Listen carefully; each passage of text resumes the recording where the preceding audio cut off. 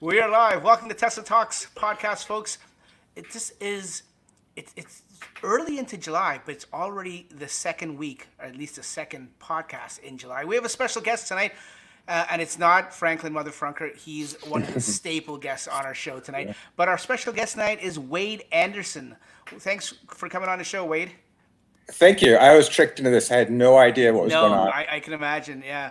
Like Franklin did it. Like we were saying off air, or before we went live, Franklin has become my scout and setting up all the talents and bring them on the show, which I'm hugely appreciative for. Thank you very much, Franklin. The check's in the mail. No worries. It's So if anyone tricked you, Wade, is what I'm getting at. You can blame Franklin. Right. It's interesting. I always go out and message people and friends that I know in the community. I'm like, come join. And then I tell them, we're very strict and it's going to be a bad time. I tell them after, right? Yeah, you tell them after. And you tell them Dax is a son of a... So be careful. Yeah. Yeah. Well, thanks for coming on the show. Thanks for taking your time and energy to give us an hour of your time to come on and participate with us. I really appreciate it.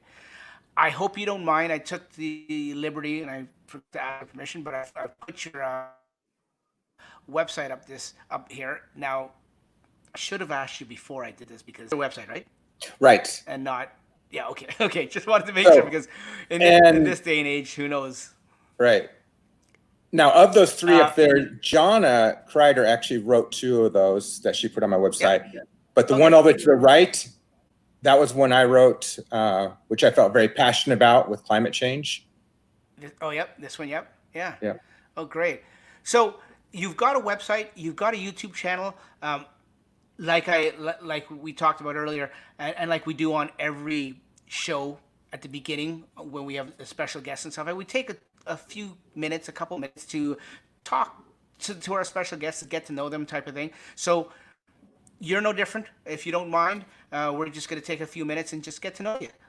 Wade, can you just tell us about yourself, how you got into Tesla, how you got into this whole thing? Yeah, so I've been wanting to get a Tesla for a while because ever since the Roadster came out, I thought they were awesome back years ago. And then the Model S, but everything's just way, way too expensive. Yep. Nothing anywhere near I could afford. Then the Model 3 came out. I was like, yeah, hey, I can do the Tesla stretch. And I could get that. And so I got that, and I decided to do something with it. Like I wanted to do a YouTube channel because I was never really comfortable getting in front of cameras and talking and all that. So I thought, well, let me challenge that and see how well I can do some YouTube videos. So I ended up just making some videos, putting them up. And then I went on a massive road trip last year and wanted to learn how to do videography and kind of take it to another level so I can tell the story. And previously, I love to do road trips and just traveling in general.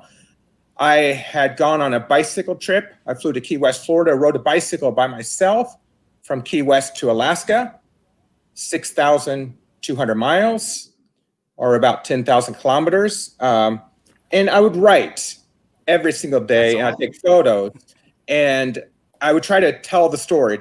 So I did it through writing before. I flew to Bogota, Colombia, another year with my bicycle and a little phrase book because I didn't know Spanish. And I'm going, hola, trying to make my way through South America on a bicycle by myself. And that one, again, was telling the story through writing about it. So I just rode by myself through the Andes. And then this time, I was like, well, let me try to tell the story differently. So I wanted to teach myself videography. And initially, the videos aren't so good, but they do get better along the way. I did 67 days. And some of the videos were long because I had a goal of 8 minutes per video. And so I broke some days up to 2 or 3 parts in a day. So it's 73 videos. And it ends up being 9 hours and 45 minutes worth of documentary video. Oh. You've had some really cool... one of my typical videos. What's that? Go ahead. Oh, I was just gonna say, making a corny joke. Go ahead, Franklin. He had some really cool things along the way. So actually, on his trip, I got to meet Wade. I invited him to my house. We sat down and had a good discussion, and that's I actually got to know him a lot more than just through Twitter, right? Right. It was really cool. Finally, get to meet Wade and following his journey and everything. I was super, super excited when you came. And I remember just after you left my place, you're like, I got to keep going. And then you got contacted by CBC, who actually ended up meeting you, interviewing you, and covering your trip through CBC. So that was really cool as well. Yeah, I was trending in Canada for like a few days or something. That was cool. But yeah, that trip was to get to extreme geographic points. So it was southernmost point in the U.S., Key West, easternmost point, highest elevated road, lowest elevated road. I went all the way up to the Arctic, and it's about taking the car to all these 12 geographic extreme points, but it was about telling stories along the way. So I got to meet a lot of people in the Tesla community, and other people as well. And like one of my favorite days was at the Yukon Transportation Museum in Whitehorse. The director was awesome, and got to learn a lot about one of the world's first hybrids. It's a diesel electric hybrid with regenerative braking. And there's a whole story about it on, I don't know what day it was, day 50 or something on there. But it's this huge, massive land train that was used to supply the DEW line, distant early warning line, during the Cold War. So it's from the 50s. And it had 54 electric motors. And I tell the story on there. And that's what was so cool about this trip. All these little stories along the way and all the people I got to meet. That's amazing. Can I ask you an important question? Because I saw it yesterday on Twitter and someone tagged you, I don't know if you saw it, saying, hey, Wade is stranded somewhere because of lack of chargers. Let's ask the big important question, because I know you went off of the supercharging network grid. While you're on it, like, can you talk about charging on it through, as well as like not having supercharging? At any point were you like worried about charge?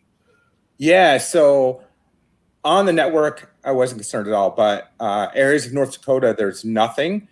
And I used a lot of campgrounds. So I used an app, RV Parky, and there's another app, and they helped me find campgrounds. Now, I would estimate my distance with available range in the car. And there's the first time I was really scared was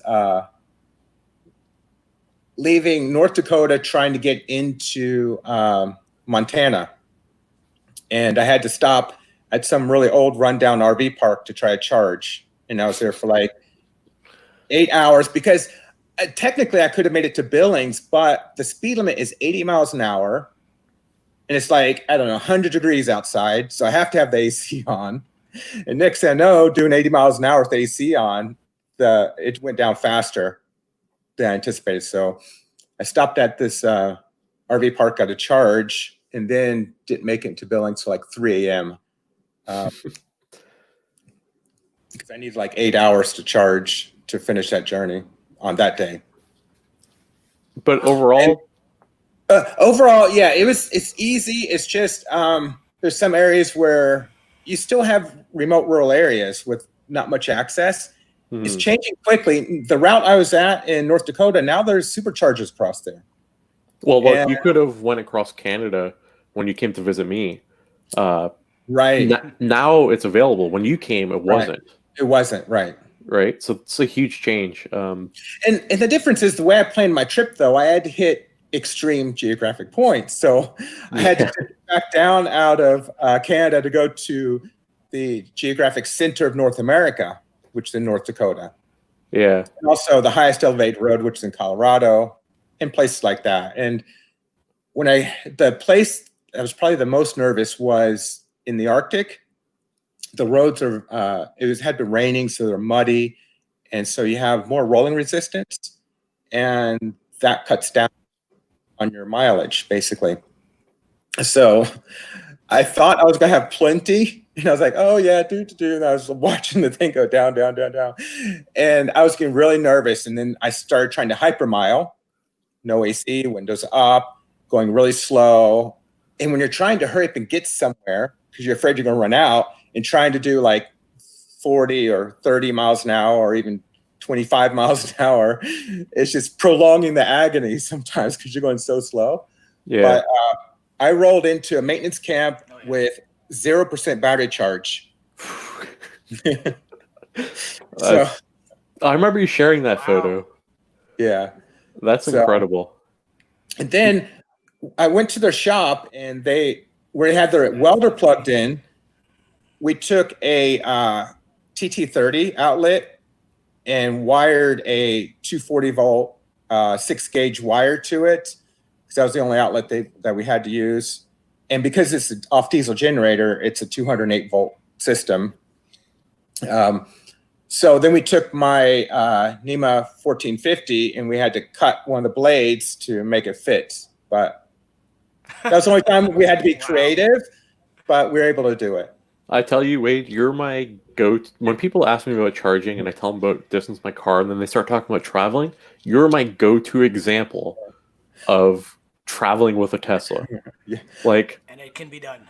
It can be done. It can be done. And the thing is, I should have had more adapters with me. Otherwise, I wouldn't have had to cut that. And it would have been an issue because there's electricity everywhere. Yeah. And even up there, they had a lot of, 110 volt outlets. It just would have taken longer. So that's why we rewired their welding outlet to get a faster charge. Did you ever get zapped, is Mark asking in the comments? No. Hey, Wade, important question for you. On your journey across North America, was Tesla one of your stopping locations? Oh, I love how you do this, Franklin. What? No, what Franklin is doing there, before we get there, is your connection okay, guys? Are you guys getting everything good here on the feed? Yep. Okay, maybe just my end. We're using StreamYard as a live feed, folks, or a client or whatever you call it. And in the last 10 minutes, and I've used this since the beginning of the podcast and other stuff too, and I've never had a problem with it. But tonight it seems, maybe it's just my internet connection, seems to be dropping in and out as you were talking there. So if you lose me, just talk amongst yourselves. Now, because I'm the admin, I hope if I go down, the whole thing doesn't go down. But okay. But getting back to your story, that's an awesome story. Now, before what Franklin was doing there talking about Tulsa, he was segueing, what we call in the business, a good segue to our first topic. But before, I'm going to cut you off there, Franklin. You did a great job. I apologize for kiboshing your segue here. But before we go any further, I just want to maybe you said it already, Wade, but what kind of Model 3 did you have? Or do you have? Performance. Okay, so you did this entire trip with the least efficient Model 3. That's awesome.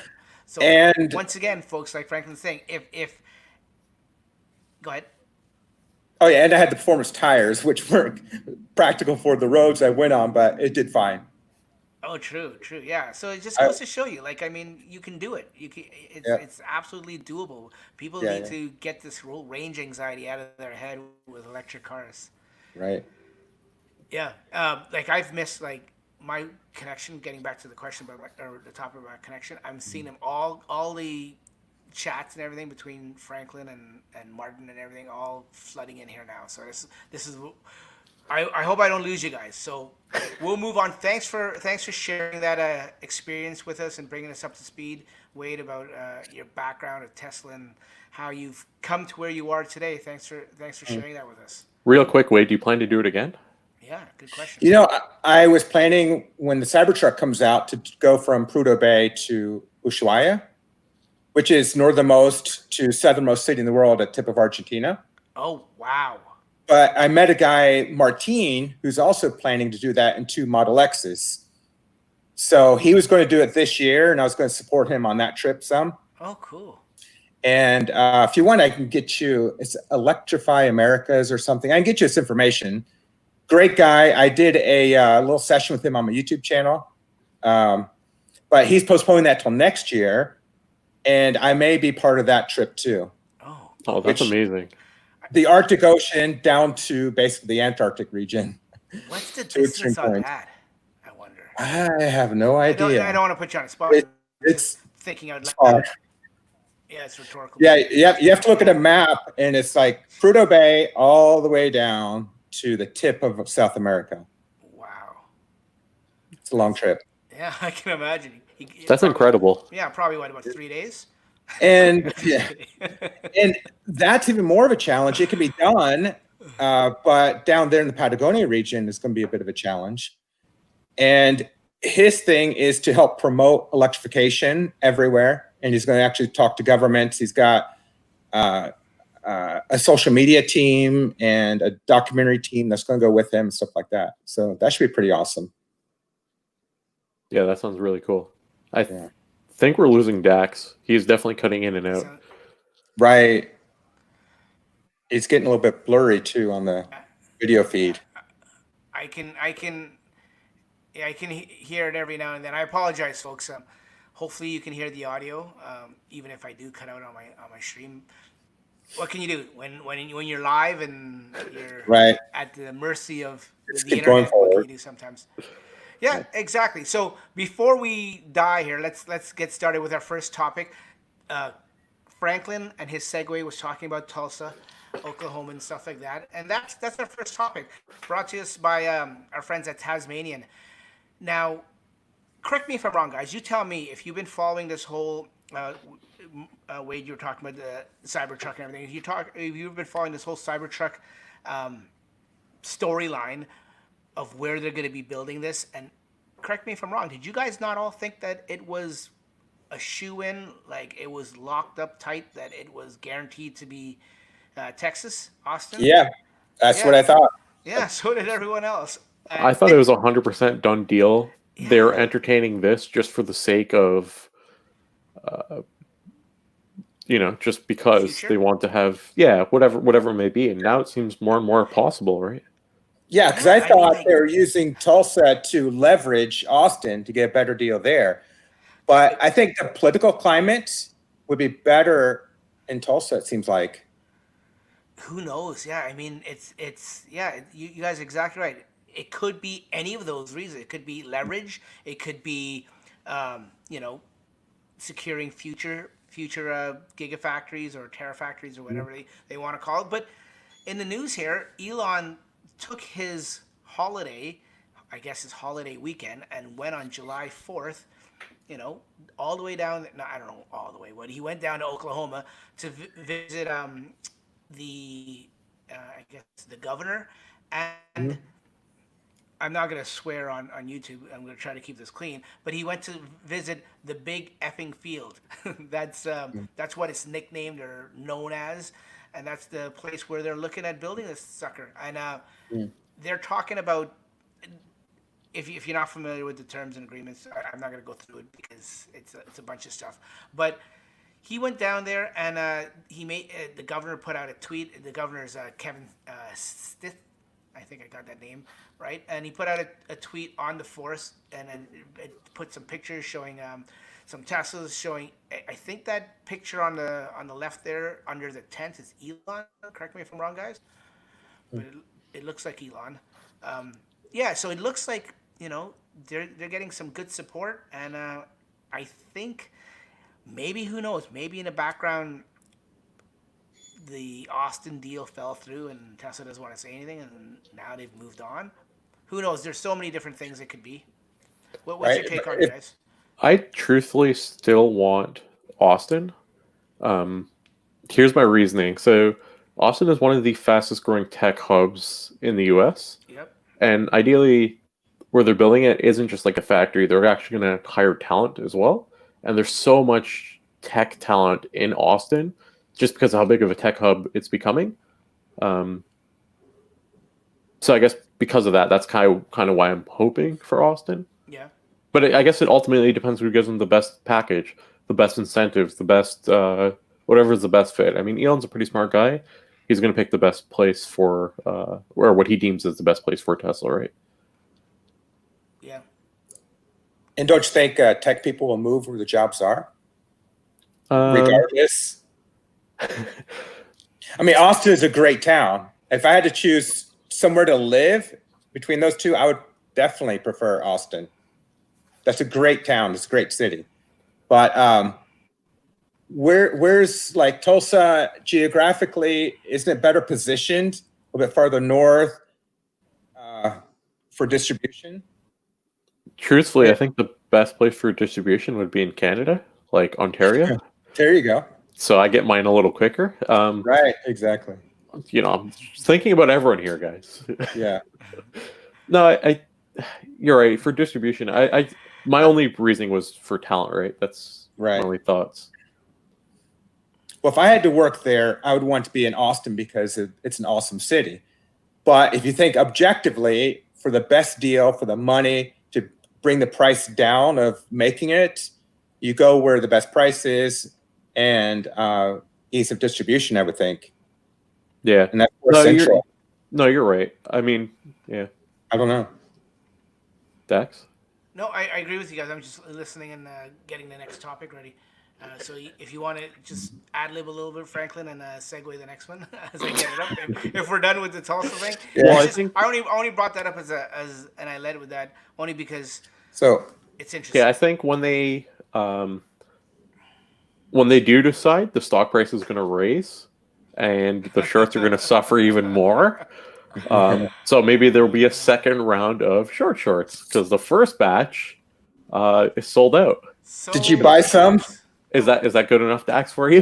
That's awesome. When you're talking about raising, I didn't know where you were going with that one, but I was hoping you were going to keep it clean.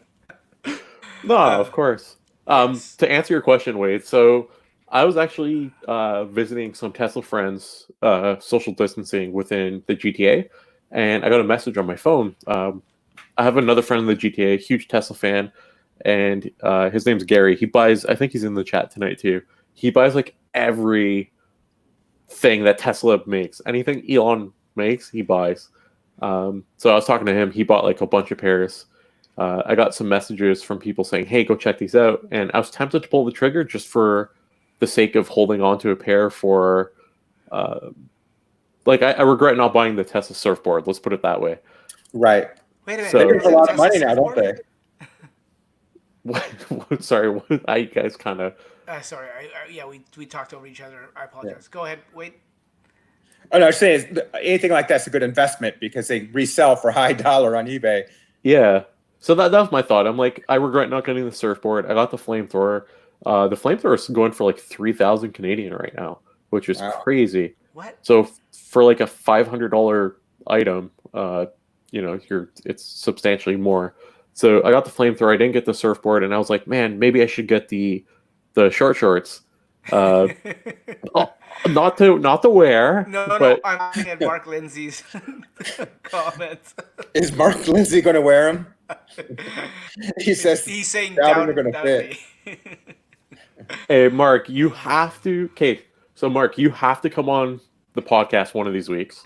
And the week you do, you have to get the shorts. So you let me know when you do, and you're gonna wear them on the podcast. That's like your. That would be great. He's like, I'm out. I'm out. I'm not doing this. He's gone. Yeah. Well, I don't know, guys. Like, okay, before we go any further, Inside EVs. That's the website that we got this article from, but it hit the news everywhere on all the news feeds and stuff like that. Am I the only one? Maybe I'm cheap. Let me say that first. No, let me say overpriced. I am cheap, but am I the only one that thinks that it is a stupid price for a pair of shorts? But I say that it's stupid, but who's the idiot? Who says it's sold out? Okay, so right. Two things on $150 on eBay. Two things on the price. Okay, so number one, you realize I have to get an engineer to change the site. Sorry? They have to get an engineer to change the site to be able to adjust the price. Because it was supposed to be $69,420. So for them to add that extra zero at the end of the cents, they actually had to change their code to be able to accommodate that. So they went through a lot of... Right? Yeah, but they went through a lot of trouble to be able to get these on the store like that. It wasn't as simple as just listing up a product like anything else. Yeah, well, they only went through a lot of trouble because Elon is weird like that, and he has to have it, right? And also, I don't think they're as limited as they made it seem, because they're shared in the morning, and then the next day, it took them like over a day to sell out. Like, I don't know how many numbers they had, but I don't think it was as limited as some of the other things that they've sold that were more limited. Well, yeah, they should know by now that the minute they put something out, especially something like this, and something tells me they did know because they priced a pair of shorts at $70. No, $69,420. $70, Franklin. $70. Yeah. Wow. And that's US. What was the Canadian? 110 shipped. So wow. I was gonna pull the trigger. Our buddy Aaron, he's getting a pair. Well, his wife's getting a pair, and she's like, "I'm not sure if it's gonna fit." Not for him, for his wife, right? Yeah, it'll fit her. It won't fit Aaron. Sorry, Aaron. I didn't mean to say it like that. No, I'm just saying. Like, okay, let me pull up the picture. I am backpedaling here, Aaron, but this is what I mean. Like, this is how they fit on girls. I'm assuming they're for girls, unless you a 15-year-old boy. I don't know who else is gonna fit into these. Am I digging a bigger hole here for myself? Should I just shut up now? How many photos of people actually wearing them will we see online? What's your thought? And more people. I'm gonna have to put a filter on my Facebook groups. I think it'd be funny. You can make like a video collage. Rate who wears them best. Do you think anyone will wear them to that meeting? YouTube content. Yes, there will be people. People wear them to that meeting. Yeah, I don't want to say names, but I've been told certain people saying that they will be. So why can't you say names? Listen, They're gonna be wearing it there. I don't want them to tow my car with their Model Y towing. Oh no, we're sticking on this one for a bit longer, buddy. Don't go so fast. Oh, you're the king of segues. For everyone listening at home, you know what the next topic is. But let's rewind a little bit and stay on this. So the bigger picture, the big picture is $70 shorts and how they sold out so quickly. And like you guys touched on earlier, anything that Tesla puts out as a novelty item goes up in price as a collector's whatever. Like, what do we know what the flamethrower is going for now? $3,000. What it's worth? So it's better than buying Tesla stock. Yeah. I don't know. It's close. Crunch numbers quickly, Franklin. I'll get back to you in 5 minutes. Well, if I bought the stock last year and I bought the flamethrower last year, the stock. Oh, the stock. Yeah, so the stock would have made me about $1,000 for one stock, let's say, versus the flamethrower, which would have netted me 25. Sorry, because I paid one, so would have net me 2,000. But I mean, if you compare even Steven, so three shares for the price of one flamethrower, so you would have made 3,000 versus 2,500. So it's pretty close. Do any of you guys have a flamethrower? Yeah, I do. No, I don't. Franklin does. You've never shown me your flamethrower, Franklin? No, but I have one. Yes. Okay. Next time we meet up, please bring it. Okay. I'll supply the propane or gas or whatever it is if you want. I've never lit it. No? Oh, you don't want to? I don't know. I want to, but I don't. I've been back and forth on the whole idea. Would it decrease the value? Yeah, would it? I don't know. I don't know if it will. That's the thing. Okay, well, fair enough. You can buy. There's a replica that looks like it. You can buy that just for fun, and then keep your original one in the box somewhere for keep. Yeah. I gotta look into that because I wouldn't mind doing that. Seems like a fun idea. I want to clear my driveway. If I ever use it, I'm gonna use it to clear my driveway with snow. And I'll see how long it takes before someone calls like firefighters, fire trucks all over to my house. You know, and you'll hear about me in the news, surely. You know, Toronto man cleaning driveway with flamethrower. It's not a flamethrower though. Yeah. You're right. It's not, but it is. It's not is. Yeah, whatever. You know what I mean. Did you lose me for a second there? Yeah. No. Okay, I lost you guys. Okay, what? Maybe this should be the quickest episode ever. Let's just talk about the shorts itself. I mean, not the clothing, but actual shorts. Do we think there's any shorts left? Is there anybody shorting Tesla now? Now that it's I $1,400? don't know. It's crazy. Okay. They are. I used to follow the numbers when I had shares. I sold mine. I took my profit, truthfully. But when I used to follow it intently, I was tracking how many people are shorting it on a day-to-day basis, and I imagine it's much smaller now. You can actually do that? There's a way to track that? Yeah, it's not like completely accurate, but you can. But I think overall, like, you got to imagine a lot of them had to cover with the massive increase.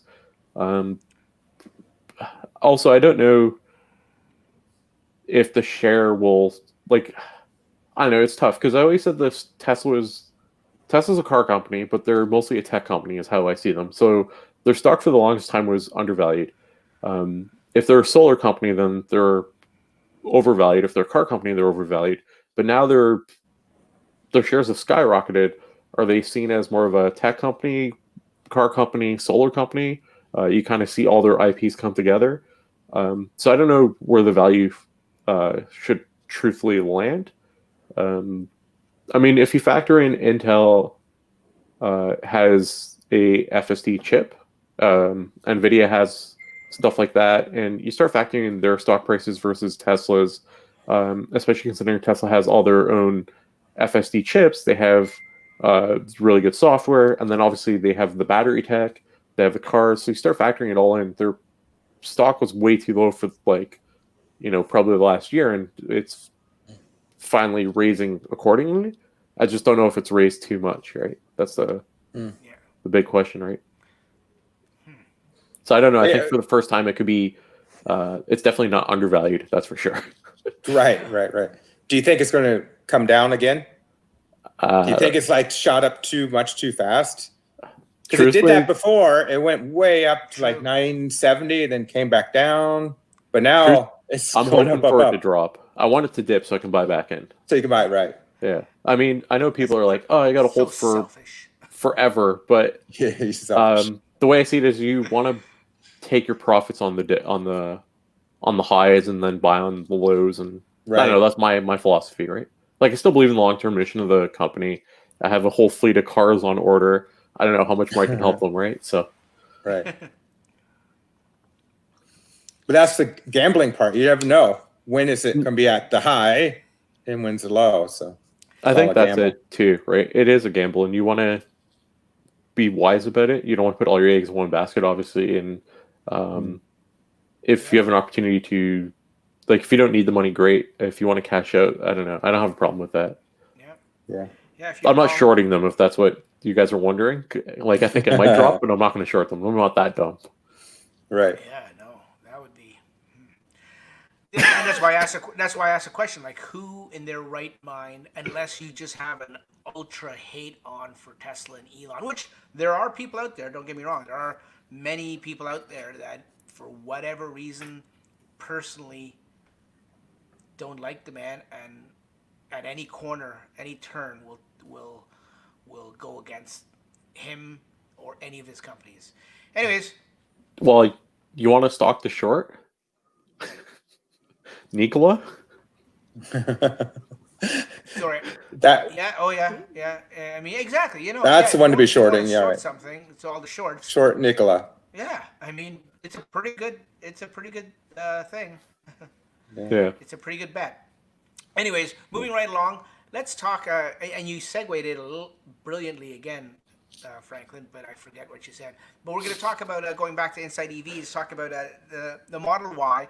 Now, I know in the last few YouTube videos I did, if anyone that watches my channels, for the two people that do, or even just talking about it in last week's podcast, we talked about the quality issues and stuff. We're not going to talk about that here. I even said it, and I should have even said it. I've beaten that horse to death. Apologize to any horse lovers out there, any animal lovers. PETA, don't come after me. It's just a figure of speech. What we're going to talk about today or tonight is the Model Y and the towing. And now this came out probably a little over a week ago. Let me see. Is there a date for this article? No, it actually came out yesterday or 2 days ago. Oh, I thought it came out longer than that.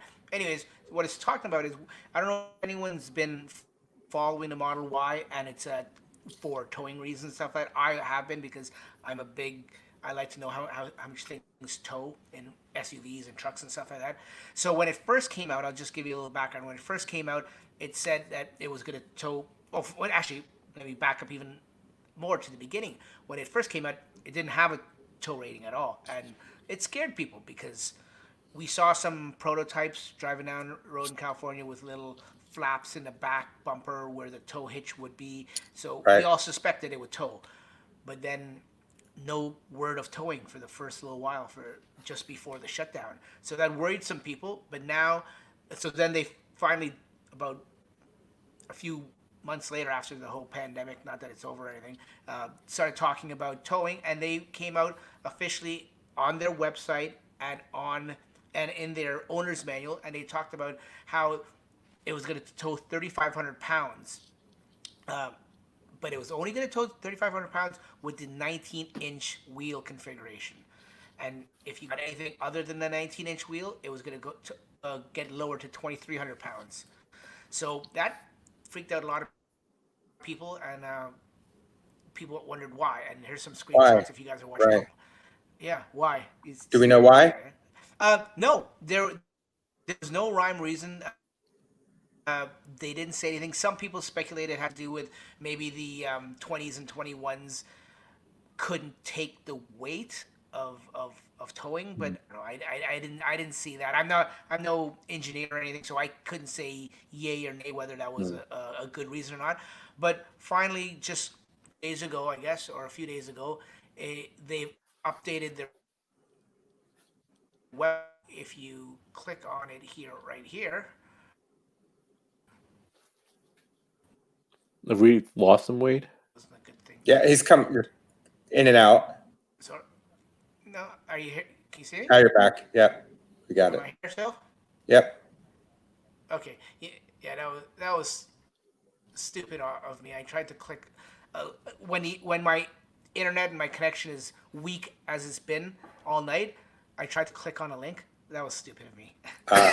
Anyways, what I was trying to do is try to go to the website. Yeah, I know. I should have just not. Anyways, they've updated their website, and now they're at 3,500 pounds for all wheel configurations. That's it, right? Okay. There. So you can up to 3,500 on all wheel configurations. So anyone that's interested in getting a Y and wants to tow with it, 3,500 pounds is respectfully pretty good. Of course, we know the Model X can tow up to 5,000 pounds, and I was sort of hoping that it would tow 5,000 pounds when they first revealed it last March. And of course, they never even talked about towing, but that's what I was hoping for. And now seeing the size of it in comparison to the X, I'm actually surprised and a little disappointed. I mean, I'm happy with 3,500. I'll probably never use it. But I'm happy for 3,500 pounds. But I kind of wish they went higher. I think they're sort of lowballing it just to be on the safe side, if you ask me. Probably a conservative estimate, because I wonder what is limiting it. I mean, the motors would pull more than that. Is it the frame integrity or something structural? Yeah, maybe it could. I'm not saying do it. Engineering, you're absolutely right. In that inside that article, Dax, if you scroll down, and you don't have to, I'm not saying to do it, but someone did comment saying they have 20-inch wheels and they're able to tow 3,000 pounds. They've tested it. Obviously, avoids warranty. It's not safe because it's not recommended, but someone said that they were able to pull it off, right? So the car can definitely do it. It's just a matter of safety, or like there has to be a reason behind it why Tesla put that as the limit, right? Sorry, can you say the beginning part again? You cut out. How much did they tow? They towed 3,000. So in the comment section of that article, someone mentioned that they towed 3,000 pounds with 20-inch wheels. Well, and that's what's rated for now. Perfect. Yeah. Okay, yeah. So yeah, that sort of confirms it. Yeah. I'm thinking it could do 5,000 pounds though. I don't know. Yeah, I think so too. Wade. Well, you know what? I learned a long time ago when I had Toyotas and everything, and I just towed a small pop-up trailer. I spoke to a guy. Now, he's no expert. I know it could be just some guy at a garage, but he was at the Toyota service, and he told me at least Toyota, and I have a general consensus that it's probably a lot of car manufacturers probably do this. They tell you what it can tow, and they underestimate it because they know majority of people will push it.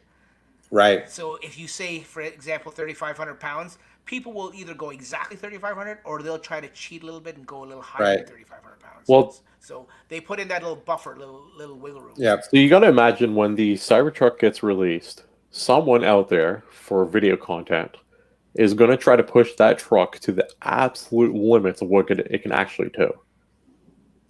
Like, exactly. Yep. I imagine they're going to know right down to the exact pound of what it can actually do. That's just my guess. I don't know if I'll do it. Probably not, because I want to keep my truck all together in one piece. But yeah, we'll see. Well, you're getting the tri-motor, right? Correct. Yeah. That's what you want. Well, So that's I want the 50,000. tri-motor, but whatever build they send me first is the one I'm accepting. Oh, hey, you're getting a Cybertruck? I remember you alluding to at the beginning of the show. What I got one ordered. Trim level? The tri-motor. Try? Oh, look at you guys. I'm gonna be in last place with my dinky dual motor. So, Wade, if you get your delivery of your tri-motor before me, I'm making a road trip out to you so I can check it out. All right, cool. It's a deal. Right? You heard it here first. All right. Yeah, it's one of those things where I remember where I was when I ordered it because I had to stay up really late. I was in Paris, and I had to stay up really late to watch the unveiling, the reveal. I think it's like 3 a.m. or something like that in Paris when I had to wait up till then to watch it. Oh, wow. And then immediately I ordered it. So, yeah, it's fun. Cool. We have a couple more topics, Dax. We can continue. Yeah, you know what? I saw that you suggested that electric topic. I'm not gonna be brave enough to try to open it on my end. So do you want to talk about it? Yeah, sure. I can share your I can share your screen if you want to. Yeah, sure. 1 second. Here we go. All right, so we have this one here. So Tesla hired the guy behind Apple Pay to lead supercharger experiences. So Michael Rehani, he actually posted on LinkedIn basically saying that he's no longer the product manager for Apple Card and Apple Cash. He's going to be a part of the Tesla supercharging team.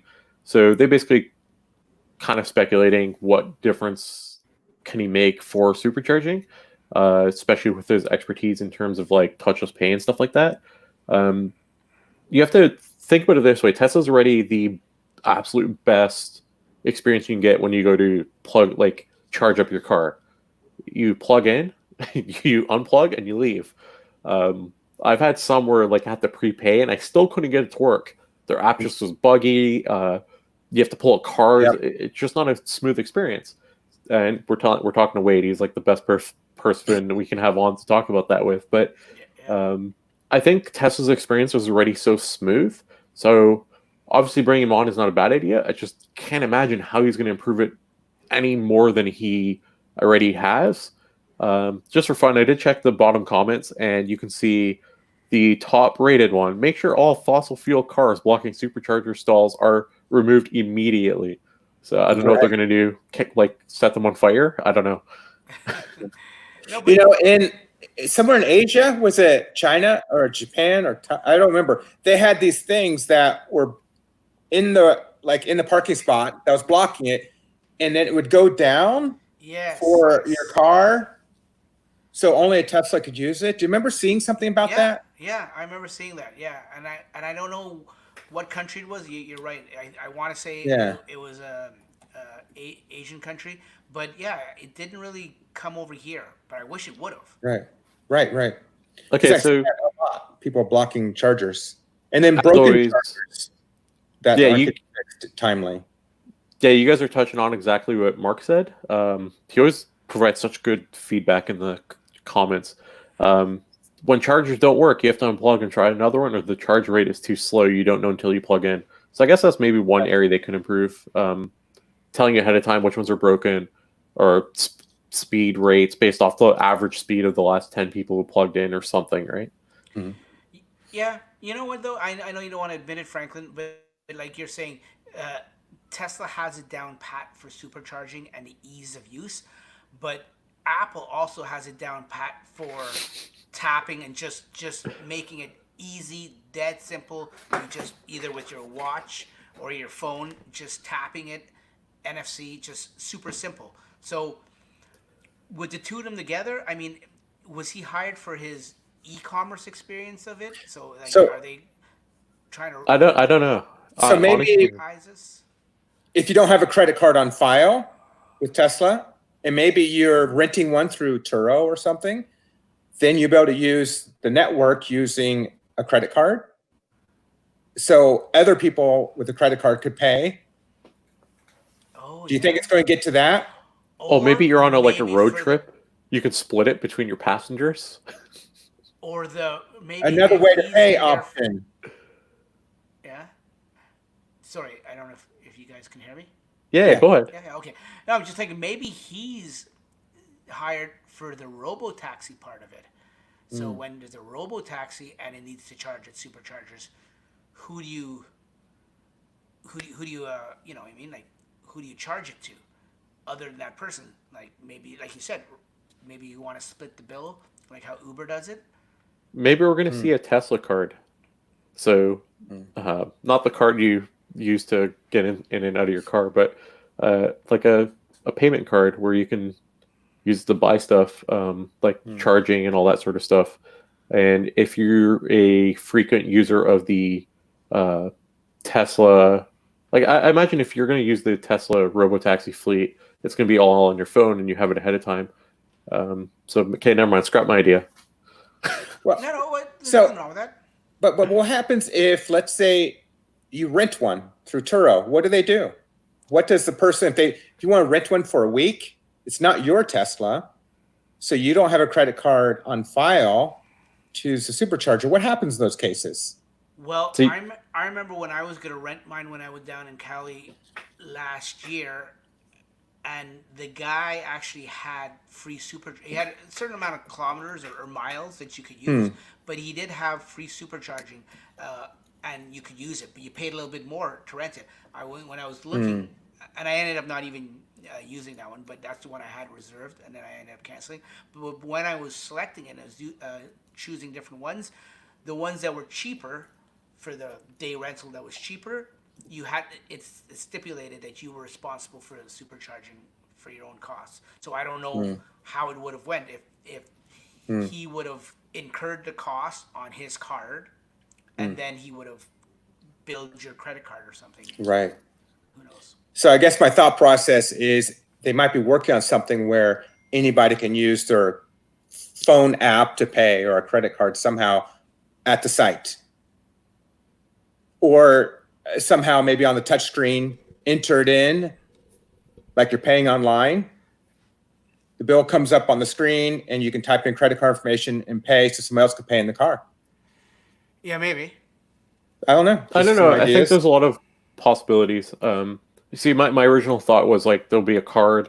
If you're using the robotaxi, you can like fill it up or tap it. Almost like in Toronto, if you're using public transit, you can like tap your card as you get on, tap your card as you get off. You can kind of see.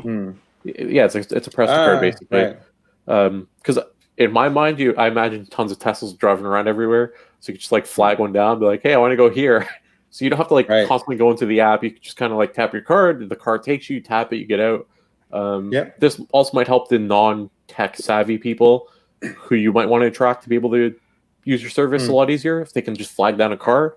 But again, I don't know. Who knows? That's so far into the future. It'd be interesting to see what he does. But the future's coming so fast. I mean, it's faster than I expected. It's stopping at stoplights now. It's like I know, and it goes through, and it goes through without. Yeah, You know, it's I would have funny. dreamed that a year ago. It's funny. I was just you've hit the nail on the head, Wade, because it has. And I was just making a quick little video today as I was driving to Costco, and I was talking about that. I'm like, you know, they're talking about Elon was talking about getting FSD to feature. What's the word to use? Feature complete. And correct me if I'm wrong. The only thing left now. I know the traffic lights and stop signs are in beta, but correct me if I'm wrong. The only thing left now is for the car to make turns. Right. Read speed limits, Well, it does and it roundabouts. Now. And roundabouts. It doesesn't read speed limits. No, it doesn't do it, but it has Right. speed limits built in. So I know many times they're wrong, but say, and apparently that's supposed to be coming according to Green. No, I'm just saying in terms of feature complete, if it can read the speed signs and it can make turns and do roundabouts, it's basically feature complete in my opinion. Yeah. Then it's a matter of getting enough data to improve the car until it's safe enough to drive by itself. Yeah. Oh, maybe you can answer this question I was asking as I was making this video. The last year when we saw the Autonomy Day, and we saw that video of the car driving itself, the Model 3 driving itself in that little demo, and it was all sped up and everything in time lapse. Do you think that was done on the Hardware 3 computer with AP the way it is today that we have? Or do you think that was on the, I guess, fresh, brand new, yet to be released rewrite of Autopilot? That was so far back, I'd imagine that was on our stable Autopilot, because for them to get the new one up and going at a stable performance-wise, so it's not bug-free. Obviously, there always be bugs that they have to wean out, especially in the beginning, but I think it was too far back for them to be using the new system. And from the files that I received, like, Tesla's very, very efficient in terms of how they utilize their memory and processing and stuff. However, the one I got was a hardware 2.5 computer, which is, I was looking at all the source files for. It was like it really is capped out. And that's like today. So for it to do all the left turns and stuff, I don't know. I'm like conflicted whether to say it was on the new system or old. Well, that's me. That's exactly what I was thinking today too. But I tend to agree with you. Probably was on the old, which just makes it even more exciting with this rewrite. If that was on the old, on Hardware 3, and it did it, and we don't have it yet because for whatever reason, we don't have it yet because it's baby steps. It makes it exciting to think what this rewrite's going to do. If they figured that they needed to go back to the drawing board and go back ground up and rewrite this whole thing, they must know something or want to tweak something or make it a lot better. Well, Mark and I, Mark the backseat baller, who doesn't join the podcast anymore. Thanks, Mark. Mark sent me a private message saying my mic was too low, so that's why I'm a lot closer. So thanks, Mark. Mark the backseat baller, not Mark the cool Mark that joins our podcast every week. Not the cool Mark. Not the cool Mark. The one who's here. You guys are terrible. I'm getting ready to go see the cool Mark in a couple weeks. Are you really? Cool Marks. Yeah. I'm so jealous. Sorry, check out teslatip.com. Let's plug the cool Mark. Yeah, the other Mark. Him and I were talking way back in sorry, Mark. September, October, and I told him at the time, I'm like, hey, they have the new computer. They have to have a rewrite because the one we have right now is near capacity. And this is before Elon started tweeting about it. And just from like digging around source files and stuff, we have had a discussion. He's like, really? I'm like, yeah, they're going to have a rewrite. And when we get the rewrite, that's when you're going to start seeing like a feature ramp up even faster than what we've had. But even still, right now, the speed that they're improving is ridiculous. If you consider that they rewrote everything from scratch over the last like 2 years. And they've already surpassed AP1, which I know it sounds stupid, like they have to pass it, but they pass it all, and not only do they pass it, like it's substantially better. Yeah. My cars don't, like, our cars can summon in a parking lot. Just think about that for a second. Right. I mean, I do it almost all the time. Every time I drive like somewhere, I always smart summon my car because I can. And I think it's like the coolest thing ever. And there's no other car that can do it. So as long as, like, I know people use that as their measuring stick and saying, hey, they're really far off. But I see it as they're getting closer, especially when you consider navigation on autopilot for highways. It took them, what, like a month and a half before they got rid of confirmation, and then streetlights was like half the time because they have 5 times the amount of vehicles on the road collecting data. So they're substantially getting quicker. I actually want to make a video about all this sort of stuff and do like chronological timelines in terms of like to show speed of how fast they're doing stuff, because it's really, really impressive. So oh, it is. I mean, I totally agree with you. It is fast, but it's almost like not fast enough for the impatient people like ourselves. But yeah, no, I'm excited. Someone's here. What are you reading? Someone's here. Someone's here. Yeah.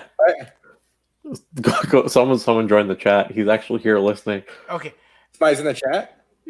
Yeah, the Mark I was talking about. Yeah, you know, he's been messaging me, and maybe that's why my bandwidth is so garbage. But he's been messaging me back and forth. Yes, Mark, I took the little, you call it a sock off, so see if it gets any louder. But anyways, I was in Costco today, and I was, of all places where you would think it would be stupid to summon the car, I almost smart summoned the car because my foot was hurting and I didn't want to walk through the parking lot. But I'm like, and it was also like 40 degrees out, and I was going to, and I'm like, nah, you know, I just didn't have the balls to do it. I've done it in Costco. Oh, I ruined my story again. That was my story. I did the same thing last week with Paul. I was supposed to save a story, and then I just ruined it. Anyways. Okay, do you want to know my story now? It kind of ties in. I think we're finished with the news and the autopilot because we touched on the rewrite last week with Paul Tesla. I know you did. So sorry. Yes. No, don't be sorry. I wanted to, because you abandoned us last week, so I wanted to get your take on it. Do you want to? Okay, so my story ties in. I was using Smart Summon today. So I was at a store. I was coming out. The airport? What's that? Sorry? Nothing.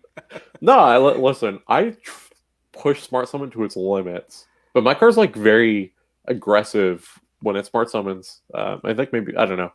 Anyway, I was using it today. Here's the story. I was using it today, and a lady was walking by across the street, and I can see her walking in front of the car. So I'm not worried at all. I'm just holding down the button, letting the car drive. She realizes the car stops for her like well in advance, and she waves to thank the car and then continues walking. So she legit thanked the car for stopping for her, and there was no one in the car. But did she notice there was nobody in the car? No, she just went like this, thanks, and then continued walking. She assumed, just like anyone would assume, right? Like you wouldn't, because would you assume there's no one? Yeah, okay, us Tesla people, the three of us would definitely, you know, if we saw a Model 3 or a Model S or X, we would take a double take to see. Especially with your car, you have no tint on your windows, right? With no tint. My car is darkly tinted, so when I do it, the few and far times, the few between it that I actually do mine, nobody can actually see in. So, well, they can see in, but more than likely, if they just took a quick look, you wouldn't be able to tell. Your car would be, you know, it would be stunning because people would actually, if they bothered to take a look, they'd freak out. Yeah. Like, so I've had plenty of people that are like, "Oh my god, let's not get you demonetized on YouTube." The word choices that they use is shock and excitement, let's say. And I really wish Tesla could record people's like I want audio recording with Smart Summon. So like I'd have the best montage clips that you'll ever watch of people like going ballistic. Oh my god, the car's driving itself. Yeah. You know, or just like casually walk up and get inside, especially when it's raining. When it's raining, that's when people really notice because they're like sitting in the front of like places with like underneath the stuff where there's I've seen one couple were sitting underneath the buggy, like where you put the shopping carts in the middle of the parking lot. And they see my car just rolling by, and they realize there's no one in it. And as soon as it pulls up to the front, they get out. They're trying to stay dry. They got out from where they were to come over to talk to me to find out how my car is driving over to the front for me. I love it. Yeah, it's just crazy. So, I love it. Like the amount I use Smart Summon, I've gotten really comfortable in terms of what it can do. I had a video last year with the Mark that we were talking about before. He worked together, and Smart Summon, like, if you guys go watch that video, Smart Summon went super, super close to the car. Just it was a really tight squeeze, and I just let it go. It's a lot better than most people give it credit for. I'll say that. You're just braver than us. What was your experience with Smart Summon, Wade? Well, I was showing it off, and I did have an incident where it crashed. Instead of going down the lane, it was going through the lines, and I was waiting for it to stop for a car that's parked, and it just kept going and going, and then I finally stopped it about a foot away. And I was like, I couldn't believe it wouldn't stop, but that was still early on, and I know it's gotten better. But and then the other thing, because 99% is good, but nothing's 100% perfect. I was showing off the parallel parking auto park, and it does everything it's supposed to, but then it gets too close to the curb and goes twice and stopped. Got both my wheels on the right side, but so a couple little fails, but like I said, those are rare cases that it happens, but. It's just funny that both times I was showing it off how great this feature was. Oh, no. And then any other time it would work perfect, though. Speaking of the microphone, one thing that if I could add a feature, I would love, I keep the Blackview dash cam in my car. It has audio and video. Why can't we have the video included? Because they have, or not video, audio included. They have audio on the inside. That could be used, but what'd be cool if there's some way to capture audio from the outside as well to get full audio with the video.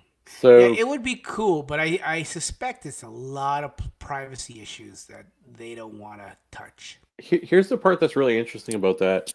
Blackview does it. Dash cams do it, but it's inside your car. That's third party. That's between you. For the other ones, it's Tesla. Tesla's got to be. Here's the really interesting part. From a code perspective, all the cameras show that they have microphones attached to them. So it can actually bring up the ID of each camera as well as a corresponding ID for each mic that matches with the camera. However, that's as far as I got in terms of that aspect. And then I tried looking at wiring diagrams, which I get a little bit lost with because I'm a software person, not a hardware person. But from what I gather, they don't have mics. So I'm kind of conflicted. Again, I don't know if they do or don't, because software shows it does, but physically I can't follow the diagrams properly to determine whether they do or don't. So I think it's just a matter of time before we see something, if it does exist. And maybe it will in the future. I don't know. Don't quote me on it. It's just me playing around with software. If you guys are interested, I can. If anyone's interested, let me know. I can show you how you can see all that. But you should know this. You're my tech guy, buddy. Right. I'm gonna have to get Green on. Right. Yeah, kick you to the curb or something, bud. I'm working on. Speaking of curb, that's what I think that's when I got scared of Smart Summon, and haven't used it much since. Probably it was December last year around Christmas time. We were shopping with my son. I made a quick little video about it. It was parked. Backed in near a curb, so it was an end spot near like a curb island, and it was raining, and I summons it to me, and it went over the curb and almost beached itself and scratched up my. Luckily, it was just my PPF, but if I hadn't stopped it, if I wasn't paying attention, thank God I was. Right. So now, I mean, I still park there, but those are prime spots. If you can park where there's not a chance of two cars next to you, you only have a chance of one car next to you. I'll always park there, but I'll never summon it from there. You should summon it again and see if it's improved. You're training the neural network, so that was a good thing. At the expense of my rocker panel. Exactly. You're helping the rest of it out. So real quick, we do have a viewer question. Okay, I was going to say, because, sorry, my chat scroll is frozen, so... Yeah, no worries. I'm going to rely on you. So for anyone who's listening, we do try to incorporate the questions you guys ask as we're talking, especially if they relate. If I miss it while you guys are talking, we'll come back to it. Like, don't panic or worry. Like, we will get to your questions at some point. Because the person who asked was just saying, like, hey, people, you guys aren't asking the questions. We will. So anyway, the question says, do you guys think more performance can be purchased in the future? What's your thoughts? Like how the all wheel is now? Yeah, like do you think there will be more performance? So like look at we have Dax and I have long range rear wheel drives. We got a performance boost for free, right? Yep, Twice, yeah. And then Tesla got a little bit smarter with their in-app purchases on the app. Right, we can make these bastards pay. So along those lines, that was another topic I had was aftermarket. Did you see where Rich Rebuilds did that with the long range dual motor? He made it faster than a performance with a hack. They went in, did this hack on the car. Oh, yes. Made it faster. So I'm thinking there's going to be some aftermarket opportunities there where people can do these little add-on hacks and make them even faster. You know what? I wanted to talk about that a few weeks ago. That hack was from a Quebec company that I mean, put the ethics aside for a second, because basically what they're doing is they're stealing it from Tesla, because what they did is they hacked the software to unlock that extra power in the all-wheel drive cars. So it's only for all-wheel drive cars, and they can make it faster, and it's cheaper. They're doing it for cheaper than Tesla offers it for. So I wish they would do something for a rear wheel. So what are your thoughts then? Because if I bought any other car, I come from a background, I worked in a machine shop, I worked on cars.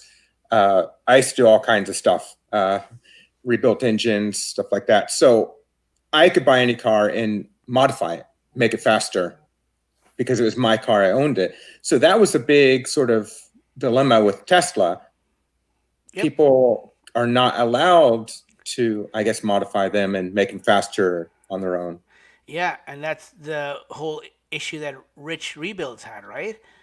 Yeah, that was one of many. And while we're on a topic of Rich Rebuilds, it's sad to see, and I'm not proud of Tesla what they did by taking away his referral awards and prizes, because I guess they didn't like what he did, and they used that. I don't. You guys familiar with that story? Yeah, that was silly. Yeah. He got locked by a Tesla, though. So I want to go back to the original question for a second. Did we go off on a tangent? Yeah, a little bit. So Jay Pace, really, really nice guy in the Tesla community. Him and he's dying for like more performance. I thought you meant he was in the chat. Oh. No. So he's always tweeting Elon. He's always tweeting Elon. He wants more performance. He actually took me for a ride in his Performance Model 3. It was a blast. Such a fun car. So much quicker than ours. Did you throw him? No. That was Moss. I know it was Moss. I just wondered if you threw him too. No, I had a blast. I was like, holy, this is fun. So anyway, him and I were talking. I think you got to think about it this way. So Tesla can probably increase the performance of Wade's Performance Model. Oh, yeah. But it's going to come at a cost with longevity of use. So if it's going to fry the battery quicker, obviously it's not good, right? So Jay and I were talking, like they should have a thing where you can upgrade, but you should know that it's at the stake of the longevity of owning your car. So he was like, yeah, I'll do it right away. And knowing him, 100% he would. I don't know how many owners would want to do that or wouldn't, but I'm sure Tesla could increase performance. It'd just be based off ruining the battery quicker. Right. Well, like a gasoline car too. We do things to modify it, increase performance. It won't last as long. Yeah. There's always a trade-off. It's a fine balance. Any car, yeah. So will they ever do it? Who knows? But correct me if I'm wrong. I don't have a Model S, but the Model S, when you go into ludicrous, doesn't a disclaimer come up saying that it does something to the longevity of the battery? I know it has that whole "do you want your mommy" part, that funny part, but isn't there some kind of other lingo? I thought. Yeah, it says it degrades the battery quicker. Yeah. Right. Yeah. Tesla gave me a loaner with ludicrous mode enabled, fully unlocked for like, I don't know, almost a whole day. It was a lot of fun. Did you get a headache? No, and it was a loaner, so I mean, it's fun. We'll just leave it at that. Because of people like you, that's why they chill it. Right. It's your fault. Yeah. It's not my fault. They gave it to me unlocked. No, to finish off on that person's question, I hope they do it on all of them. Like I know they've done it. They've done the track modes and stuff like that for the performance, and they've bumped ours a couple times for free, and then they charged ones for the Model Y, not the Model Y, the all-wheel drive. But I hope they. Would you pay for your rear-wheel drive, Franklin? Would you pay if they came out something similar to how the all-wheel is for $2,000, say? Okay, so it's hard for me to. If you asked me this before the Cybertruck reveal, I would have said yes. Since it got revealed, and I know I want to like basically buy everything possible for it, I'm gonna say no because I've been trying to limit the money I spend into my 3, just because I really, really look forward to getting the Cybertruck and I want the tri-motor and I want to go full out with it. So that's why you didn't buy the shorts yesterday, because you're saving your money, saving all your nickels and dimes. Save that money, right? No, that's a good sushi meal. That's why I didn't buy. Any more questions? That was it.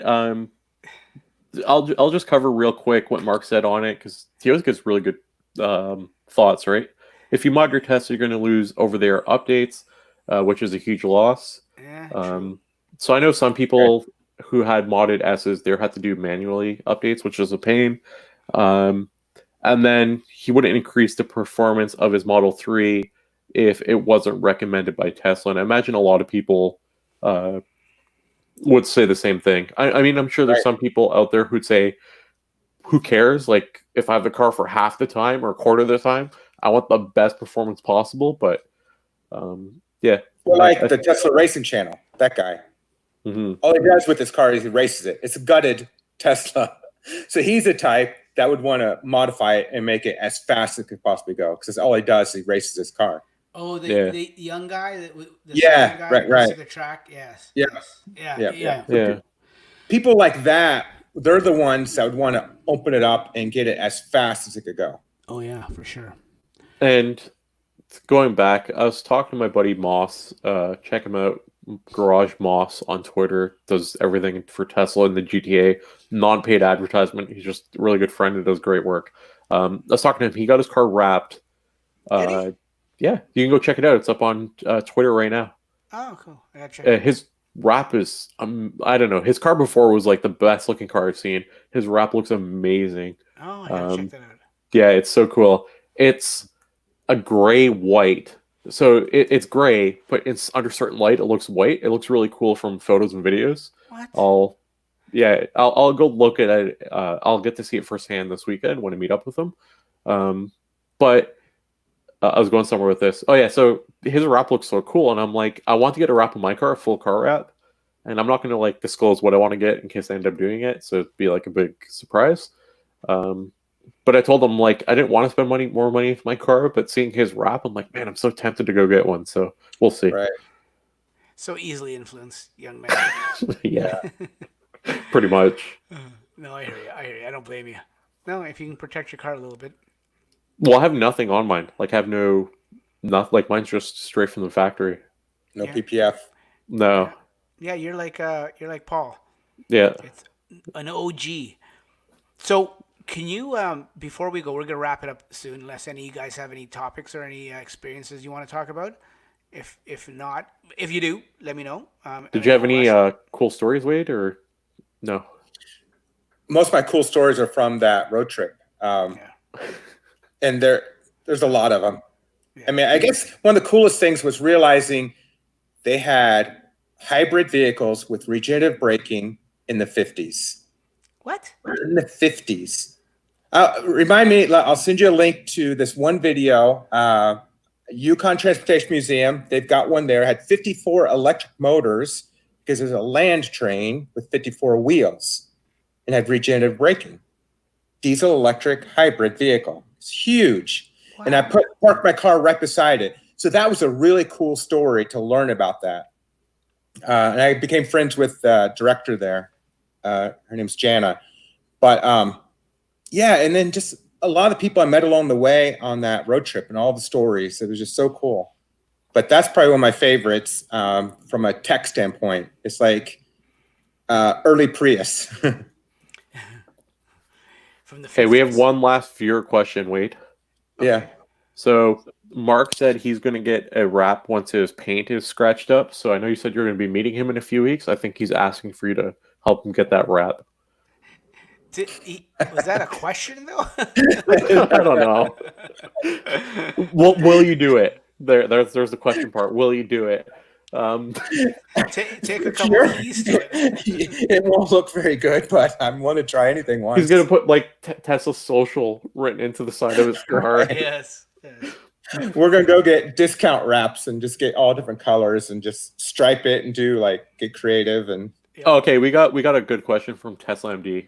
Any thoughts on FSD features between now and December of 2020? Elon mentioned the updates coming with Plaid Net. Sorry, I think. Say the question again. Okay. Cut out a little bit. Sorry. Any thoughts on FSD features between now and December of 2020?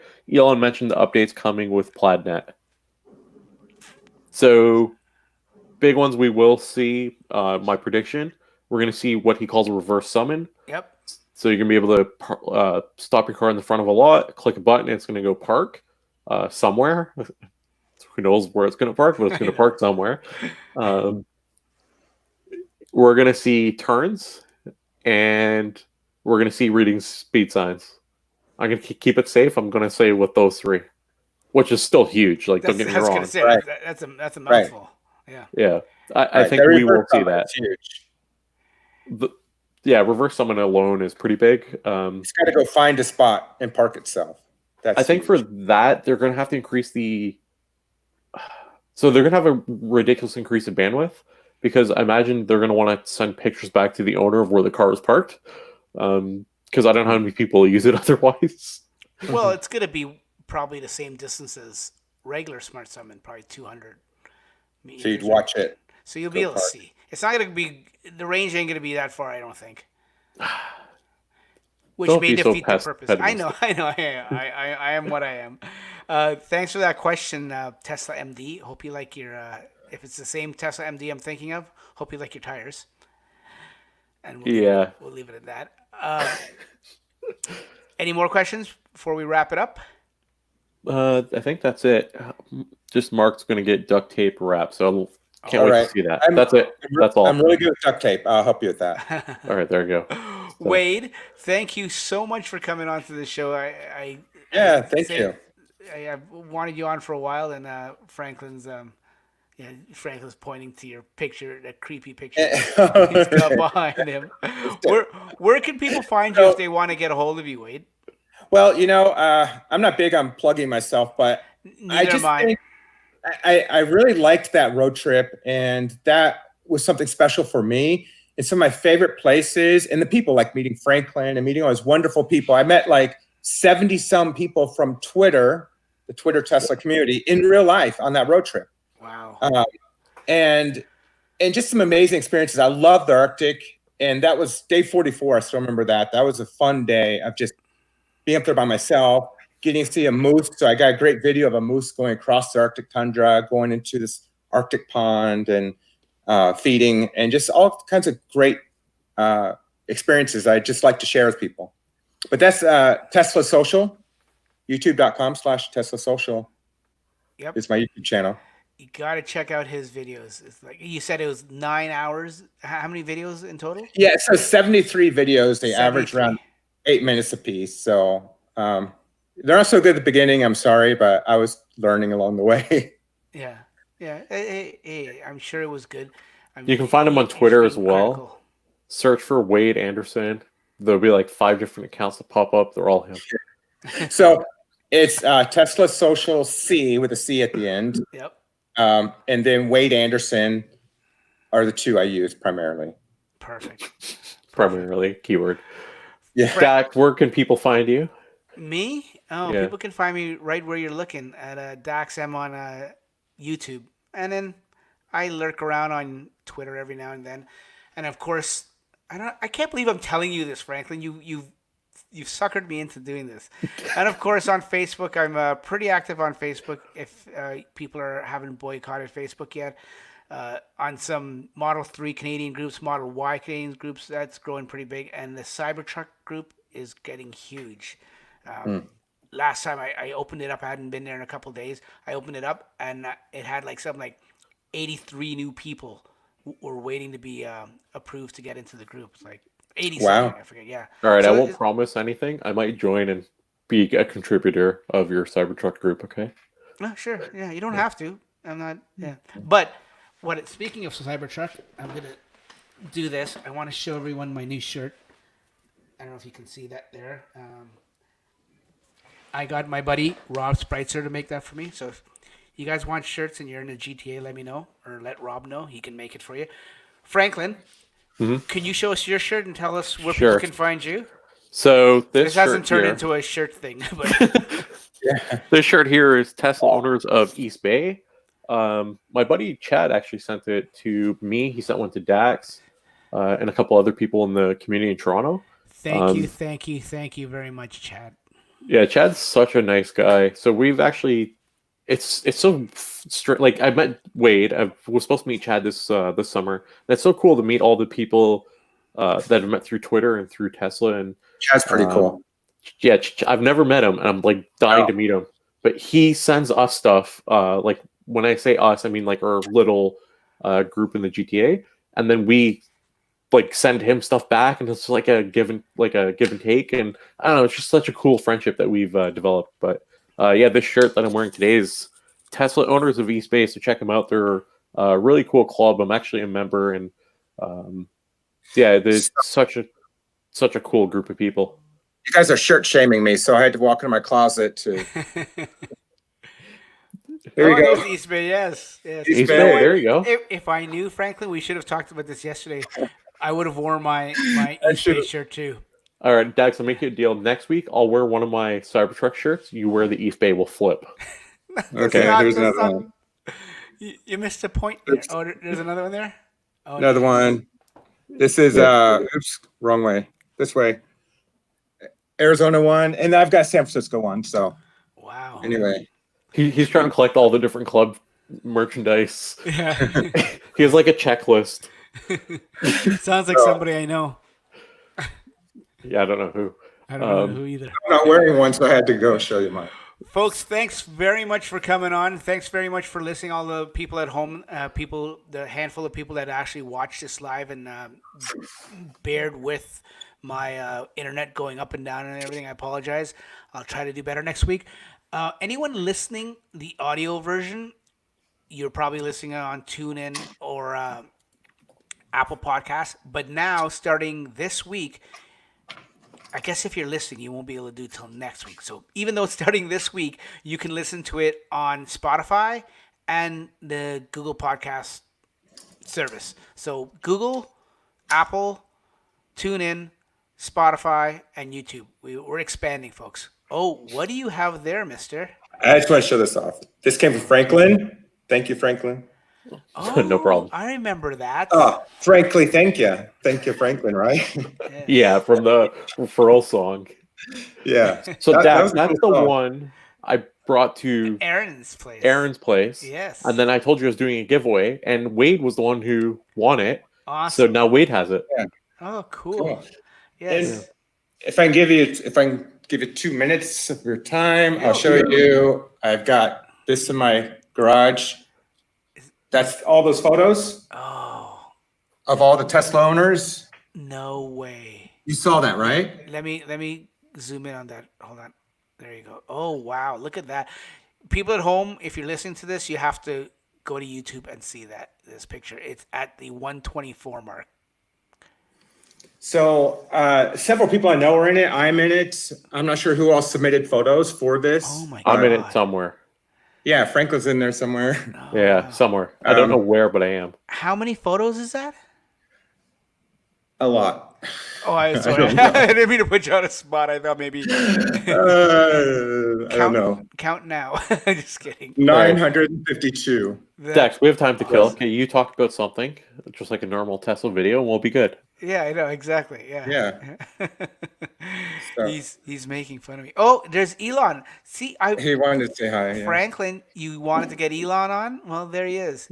Oh, wait, Elon. did you see the comment on Twitter yesterday? I was dying. I know. They're like, he's not real. I was like, well, Yeah. of course he's not real. And I commented back. I'm like, Wade told me he was real. What? I feel ripped off. Right. Who's not real? I missed that. There we go. Someone said Elon's not real in the photo that we took. They thought it was like photoshopped or whatever. But no, he's real cardboard. Yeah, he's real cardboard. Yeah. All right, I'm going back in here now. That's an awesome. That's your garage by the looks of it. Yeah, it's my garage and studio space. It's air conditioned. Yeah. There's my Tesla chair. Wow, you got some cool stuff in there, man. Oh, you should have showed us that at the beginning. That's awesome. 3D printer. Model 3 here. Yeah. Yeah, I was. These were running 24 hours a day, making the masks. Yeah. The mask project I had. Yeah. Anyway, got canvas art up. Did you print the car, the white one? No, this is from Tesla. Oh, it's a die-cast. Okay. Yeah, die-cast. He should have told him yes. He would have lost his mind. Right. I was saying the detail that's insane. Right. So yeah, you got some cool stuff there. And I love the cool part of my car, I think, are these wheels. I love it. Oh, I love those. Those are the T Sport line wheels, right? Yeah. Yep, they are. I love it's his back wall that's so nice. The red with the Tesla and the T. You guys listening at home have got to see this. This is cool. It's been an ongoing project. The latest thing I did, I painted the that beam red up there. Tesla, and these lights, they were facing this way, and I changed them 90 degrees and replaced with all bright LEDs. Awesome. So yeah, I like modifying stuff. And oh, you're doing an amazing job. That is cool.